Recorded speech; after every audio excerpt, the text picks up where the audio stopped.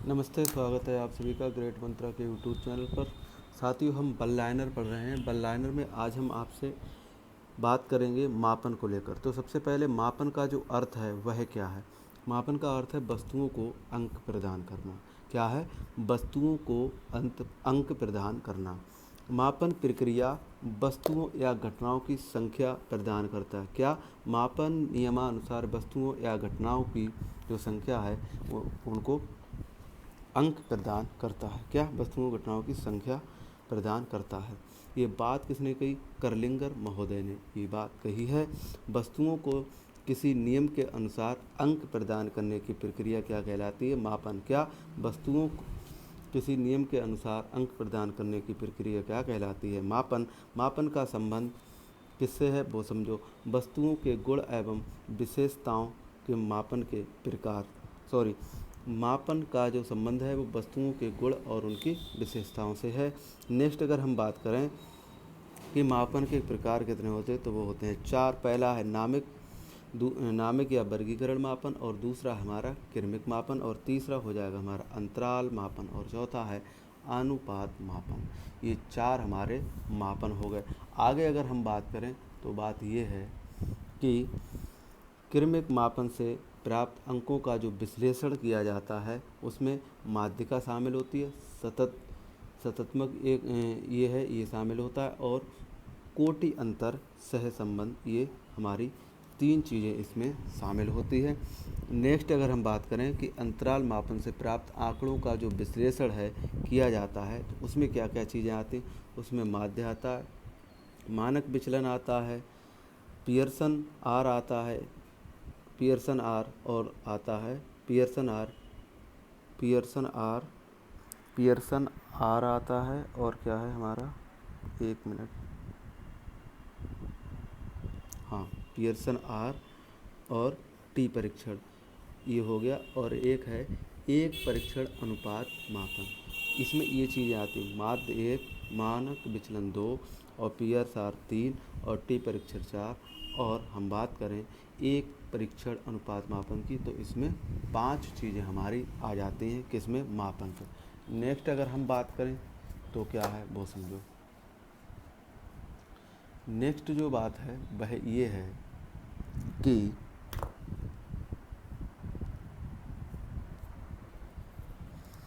Next अगर हम बात करें कि वास्तविक शून्य बिंदु क्या होता है। वास्तविक शून्य बिंदु मापन के अनुसार हम बात करेंगे। वास्तविक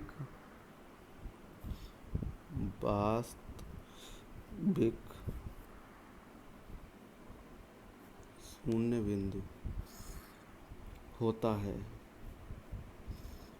वह है हमारा अनुपात मापन में। किसमें? अनुपात मापन में। नेक्स्ट अगर हम बात करें कि अनुपात मापन द्वारा मापन किया जाता है किस किस का। अनुपात मापन में किस किस का प्रयोग किया जाता है,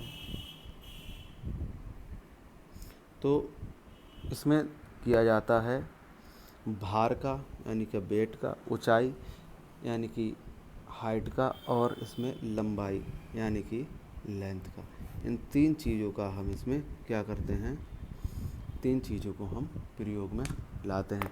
नेक्स्ट अगर हम बात करें कि अंतराल मापन का प्रयोग किसमें किया जाता है।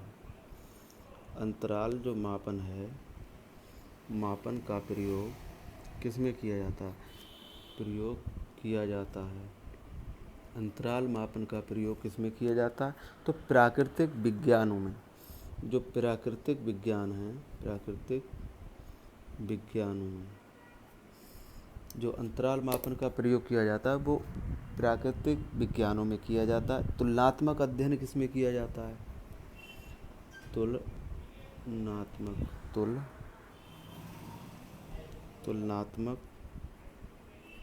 तुलनात्मक जो अध्ययन है, तुलनात्मक अध्ययन किया जाता है। तो जो तुलनात्मक अध्ययन किया जाता है वह हमारे मापन द्वारा ही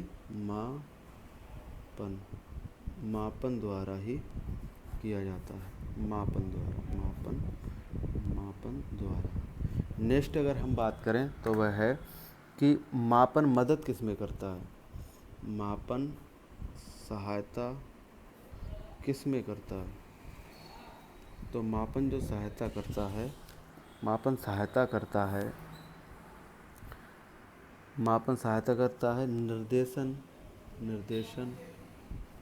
एवं परामर्श में, निर्देशन और परामर्श में क्या करता है, सहायता करता है। नेक्स्ट अगर हम बात करें कि विद्यार्थियों के वर्गीकरण में सहयोग कौन करता है, विद्यार्थियों के वर्गीकरण में सहयोग करता है, तो वह करता है हमारा, विद्यार्थियों के वर्गीकरण में सहयोग करता है मापन, क्या, मापन। नेक्स्ट अगर हम बात करें कि जब विद्यार्थियों का मूल्यांकन सत्र में, जब विद्यार्थियों का मूल्यांकन जब विद्यार्थियों के मूल्यांकन सत्र के अंत में होता है, जब, यहाँ पे कब होना चाहिए, कब विद्यार्थियों का मूल्यांकन सत्र के अंत में होता है, तो इसमें हो जाएगा रचनात्मक मूल्यांकन जो है वह होता है, रचनात्मक मूल्यांकन। जो रचनात्मक मूल्यांकन है वो विद्यार्थियों का सत्र के अंत में होता है। नेक्स्ट अगर हम बात करें कि विद्यार्थियों का मूल्यांकन सत्र के अंत में तो होता है, लेकिन रचनात्मक मूल्यांकन के पूरक कौन हैं, रचनात्मक मूल्यांकन के पूरक कौन हैं। तो रचनात्मक जो मूल्यांकन है इसके जो पूरक हैं वो हैं शब्द रचना मूल्यांकन, शब्द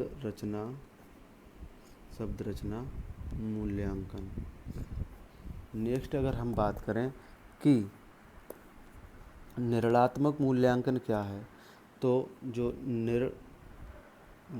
निर्माणात्मक मूल्यांकन जो है उसमें क्या होता है, उसमें किसी पुस्तक के ड्राफ्ट पर, किसी पुस्तक के ड्राफ्ट पर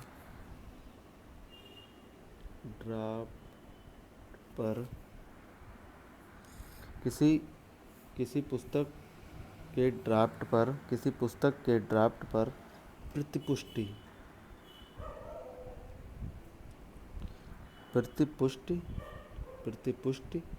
करता है। निर्माणात्मक मूल्यांकन में किसी पुस्तक के ड्राफ्ट पर क्या करता है, प्रतिपुष्टि करता है। ये बात किसकी होगी, निर्माणात्मक मूल्यांकन की। नेक्स्ट अगर हम बात करें कि शैक्षिक मापन क्या है, तो शैक्षिक मापन जरा समझते हैं। कक्षा के अधिगम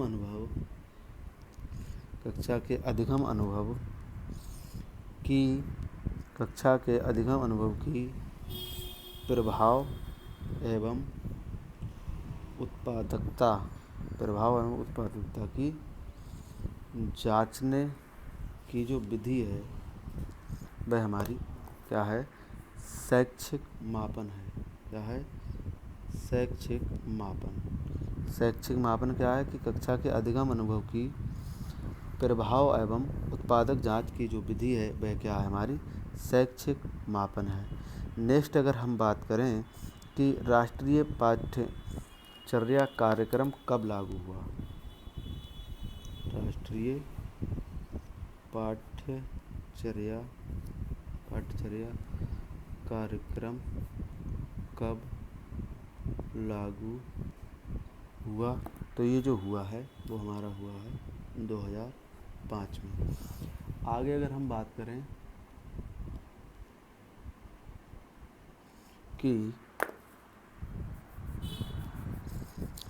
उद्देश्य केंद्रित क्या होता है, उद्देश्य केंद्रित क्या होता है, तो वो होता है हमारा मूल्यांकन।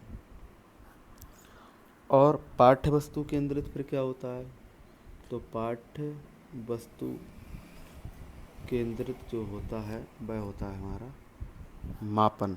आगे अगर हम बात करें छात्र के संपूर्ण व्यक्तित्व का परीक्षण किसमें किया जाता है, छात्र के संपूर्ण व्यक्तित्व का परीक्षण किसमें किया जाता है, तो वो हमारे मूल्यांकन में किया जाता है, मूल्यांकन। आगे हम बात करते हैं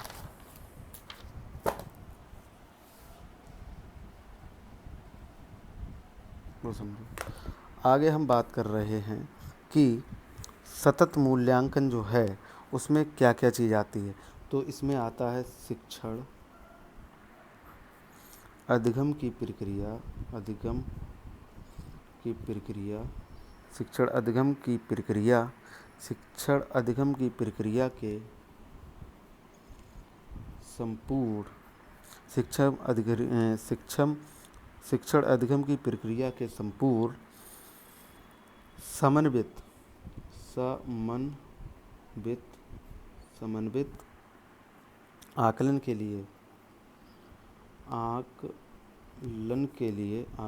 लिए जो है वो क्या होता है हमारा, वो हो जाता है हमारा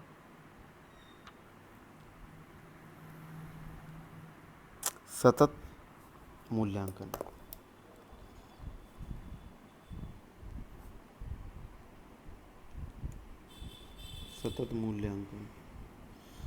सतत मूल्यांकन में शिक्षण अधिगम की जो प्रक्रिया के संपूर्ण समन्वित आकलन के लिए जो किया जाता है वह सतत मूल्यांकन किया जाता है।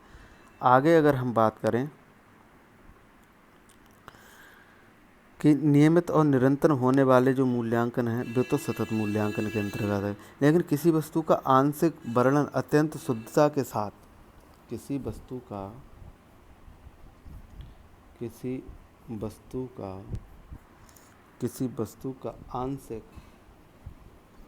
आंशिक वर्णन अत्यंत शुद्धता के साथ, किसी वस्तु का आंशिक वर्णन अत्यंत शुद्धता के साथ किया जाता है किसमें, तो वो किया जाता है मापन में। आगे अगर हम बात करें कि मूल्यांकन के ज्ञानात्मक पक्ष कौन कौन से हैं,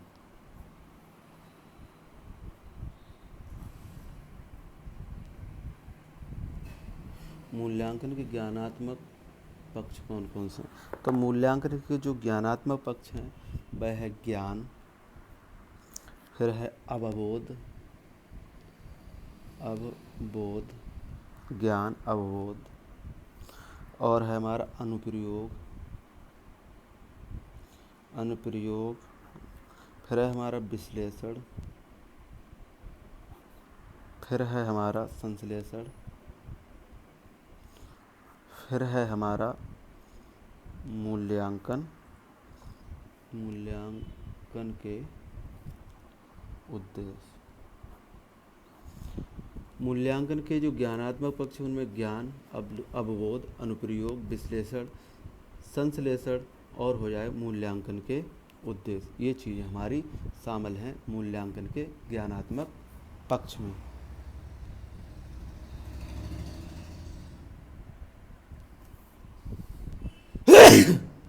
सॉरी। नेक्स्ट अगर हम बात करें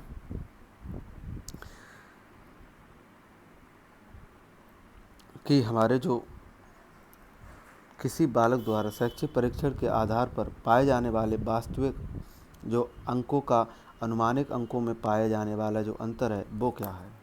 किसी बालक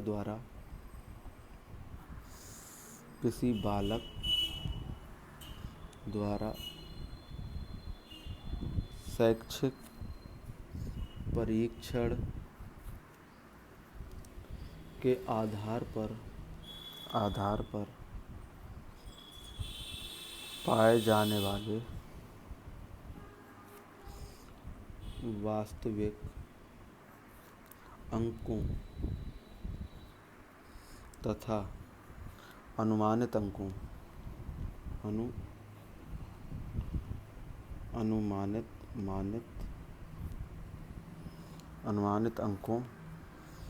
में पाया जाता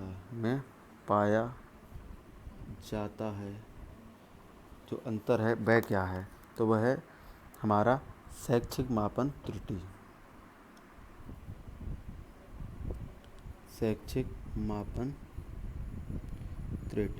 ये समझो, किसी बालक द्वारा शैक्षिक परीक्षण के आधार पर पाए जाने वाले जो वास्तविक अंकों तथा अनुमानित अंकों में जो अंतर पाया जाता वह शैक्षिक मापन त्रुटि कहलाती है।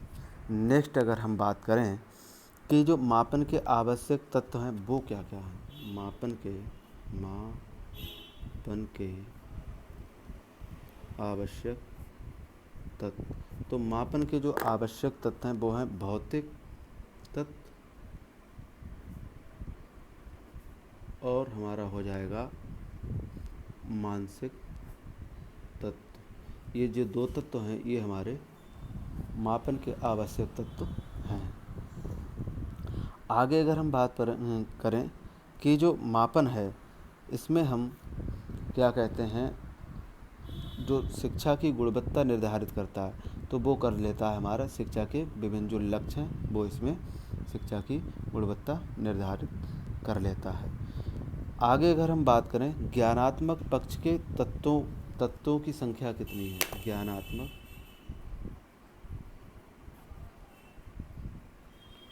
तत्वों की संख्या कितनी है। ज्ञानात्मक तत्वों की जो संख्या है वह कितनी संख्या, तो वह है हमारी 12। ज्ञानात्मक तत्वों की जो संख्या है वह है 12। पहला इसमें हो जाएगा हमारा विशिष्ट ज्ञान, दूसरा हमारा हो जाएगा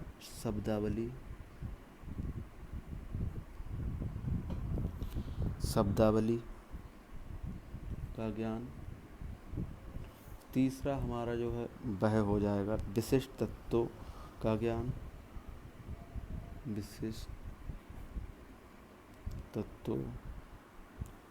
ज्ञान, चौथा हमारा हो जाएगा विशिष्ट को व्यक्त करने की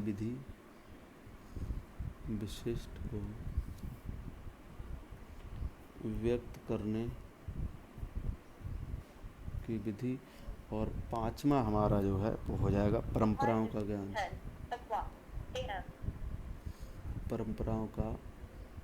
ज्ञान, और छठा जो है हमारा हो जाएगा स्थिति और क्रम का ज्ञान,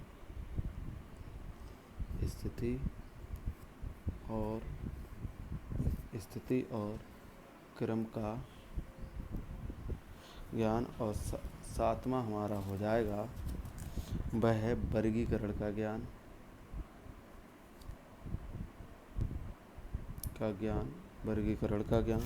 आठवें की अगर हम बात करें तो हो जाएगा कसौटी का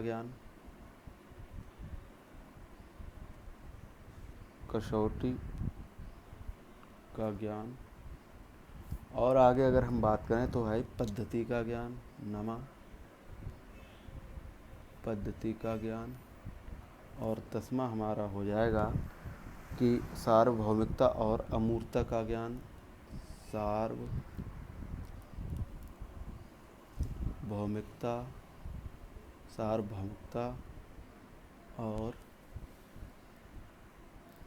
सार्वभौमिकता और अमूर्तता का ज्ञान।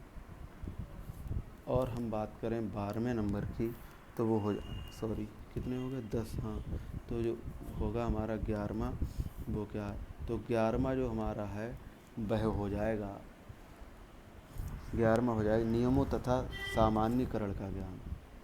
नियमों तथा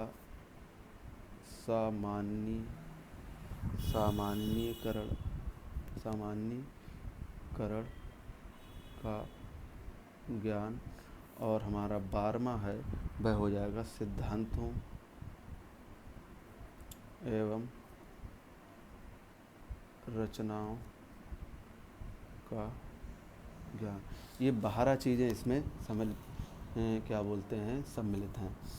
सबसे पहला कह रहा है कि ज्ञानात्मक तत्वों की संख्या कितनी, वह तो है 12। पहला है हमारा विशिष्ट ज्ञान, दूसरा है शब्दावली का ज्ञान और विशिष्ट तत्वों का ज्ञान, विशिष्ट को व्यक्त करने की विधि, परंपराओं का ज्ञान, स्थिति और क्रम का ज्ञान, वर्गीकरण का ज्ञान, कसौटी का ज्ञान, पद्धति का ज्ञान और सार्वभौमिक और अमूर्तता का ज्ञान, नियमों तथा सामान्यीकरण का ज्ञान, सिद्धांतों एवं परंपराओं का ज्ञान किसमें शामिल है, ये शामिल हो जाएगा हमारा ज्ञानात्मक तत्वों की संख्या में। विशिष्ट ज्ञान का मतलब ये है जो सामान्य जो ज्ञान है उससे ऊपर या नीचे का जो ज्ञान है वो हमारा विशिष्ट ज्ञान कहलाएगा। शब्दावली का जो ज्ञान है वो तो आप समझ ही रहे हैं कि जिसका शब्दकोश ज़्यादा अच्छा होगा वो हमारा ज्ञान भी अच्छा कहलाएगा। लेकिन यहाँ पर विशिष्ट से जो ऊपर है वो तो ज्ञान ठीक है, सकारात्मक है, लेकिन जो विशिष्ट से नीचे है वह ज्ञान हमारा नकारात्मक हो जाएगा। लेकिन शब्दावली का ज्ञान जब होगा तो वो चीज़ हमारी पॉजिटिव हो जाएगी और ये हमारे ज्ञानात्मक के अंतर्गत आ जाएगा। नेक्स्ट अगर हम बात करें विशिष्ट तत्वों का ज्ञान, जो विशिष्ट तत्व जो पाए जाते हैं, जो एलिमेंट्स जो हैं वो हमारे शिक्षा के एलिमेंट्स हैं, ना कि हमारे केमिस्ट्री या भौतिक के, तो वो भी हमारे इसके अंतर आ जाए। विशिष्ट को व्यक्त करने की विधि, वो कहते नहीं है कि पढ़े लिखे तो बहुत हैं और हम अपने आप को व्यक्त नहीं कर पा रहे हैं, तो ये जो चीज़ आ जाएगी ये हमारी किस में आ जाएगी, व्यक्त करने की विधि में, कि हम उस चीज़ को कैसे व्यक्त करें, एक्सप्लेन करें। नेक्स्ट हम बात करें परंपराओं का ज्ञान। परंपराओं का अर्थ होता है जो हमारी प्राचीन काल से आज तक चली आ रही हैं, वो हमारी परंपराओं का ज्ञान कहलाएगा। नेक्स्ट बात करें स्थिति और क्रम का ज्ञान। कौन सी चीज़, कौन सा ज्ञान, कौन सी वस्तु, कौन सी बात, कौन सा व्यवहार किस स्थिति में कैसे करके करें, हम कहाँ पे करें और क्यों करें, इसकी जो हमारे लिए नॉलेज मिलती है वो स्थिति और क्रम का जो ज्ञान है उसके अंतर्गत मिलती है। ये सारी चीज़ें स्टूडेंट पे अप्लाई हैं। दूसरी हम बात करें वर्गीकरण का ज्ञान। हमें बांटने का तरीका आना चाहिए जब हम पढ़ा रहे हैं कि उनके लिए हम कैसे करके विभाजित करें। पता लगे कमज़ोर बच्चों के जो हैं उनके लिए उच्च लेवल का पढ़ा रहे हैं, उच्च लेवल वालों के लिए कमज़ोर लेवल का पढ़ा रहे हैं, तो यहाँ पर ये चीज़ भी हमारे लिए मायने रखती है। कसौटी का ज्ञान। कसौटी का अर्थ यहाँ पे ये है कि जहाँ पर भी हम जो भी नियम से जिस चीज़ को जांच परख रहे हैं तो वो चीज़ भी हमारी कसौटी पर खरी उतरे। आगे अगर हम बात करें, कसौटी का ज्ञान हो गया। पद्धति का ज्ञान, जो हमारे लॉ हैं, नियम हैं, सिद्धांत हैं, जो प्रणाली हैं, उनका भी हम ज्ञान रखें तभी हम उस चीज़ को अच्छे से कर पाएंगे। नेक्स्ट अगर हम बात करें कि सार्वभौमिकता और अमूर्तता का ज्ञान, कि पूरे जो विश्व है, जो ग्लोबल है, उसमें हम सार्वभौमिकता की क्या चल रहा है इसका भी ज्ञान हो। अमूर्त ज्ञान भी हमारे लिए होना चाहिए। अमूर्त ज्ञान का मतलब है जो हमारा मैथ है उसका भी ज्ञान होना चाहिए, और जो हमारी बहुत से ऐसी चीज़ें पाई जाती हैं जो अमूर्तता पे चालू हैं, जैसे कि हमारी साइकोलॉजी, ये अमूर्तता पर बेस्ड है। जो हमारी मानसिक क्रियाएं जो ज़्यादा होती हैं वो अमूर्तता के अंतर्गत आती हैं। नियमों तथा सामान्यीकरण का ज्ञान, हमारे लिए कौन से नियम हैं, इनका हमें कैसे इस्तेमाल करना चाहिए, ये सामान्य जानकारी सामान्यीकरण के अंतर्गत हमारे लिए जो ज्ञान है वो भी होना चाहिए। सिद्धांतों एवं क्या है, रचनाओं का ज्ञान, कौन सा सिद्धांत और किसकी रचना कहाँ पर कैसे करके हम प्रयोग करें ताकि जो हमारा बच्चा है उसके ज्ञान में वृद्धि हो सके। ये जो सारी चीज़ें हैं ये आ जाएंगी हमारी इसके अंतर्गत। ज्ञानात्मक तत्वों की जो संख्या है 12 के अंतर्गत आ जाएगी। अगली अगर हम बात करें तो वह है कि जॉन डीवी के अनुसार शैक्षिक मूल्यांकन क्या है। तो जॉन डीवी के अनुसार जो शैक्षिक मूल्यांकन है उसमें प्रक्रिया है वो त्रिमुखी होती है। त्रिमुखी जो प्रक्रिया है त्रिमुखी प्रक्रिया है, इसको हम जॉन डीवी जो हैं, जॉन ड्यूवी जॉन ड्यूवी जो हैं वो इस बात पे बल देते हैं कि शैक्षिक मूल्यांकन एक त्रिमुखी प्रक्रिया है। ये बात किसने कही है? ये बात हमारे जॉन डीवी महोदय ने की है। तो ये चीज़ें हमने पढ़ी। आगे अगर हम बात करें तो वह ये है कि जो हमारी सतत मूल्यांकन की अवधारणा जो है, इसका जो अर्थ है वह है सतत मूल्यांकन की अवधारणा में क्या क्या आ जाएगा। सतत मूल्यांकन की जो अवधारणा है, इसमें मूल्यांकन की ऐसी व्यवस्था जो सीखने और सिखाने के साथ साथ चलती है, जिसमें शिक्षार्थियों के लगातार अनुभव और व्यवहारों में होने वाले परिवर्तन का लगातार मूल्यांकन होता रहता। तो ये जो बात है ये हमारे सतत मूल्यांकन के अंतर्गत आएगी। साथियों, बल लाइनर पढ़ते रहिएगा, इसका हमारे लिए परीक्षा में बहुत ही उपयोग हो जाएगा। तो इन्हीं मंगल कामनाओं के साथ हम मिलेंगे नेक्स्ट लेक्चर में। तब तक के लिए जय हिंद।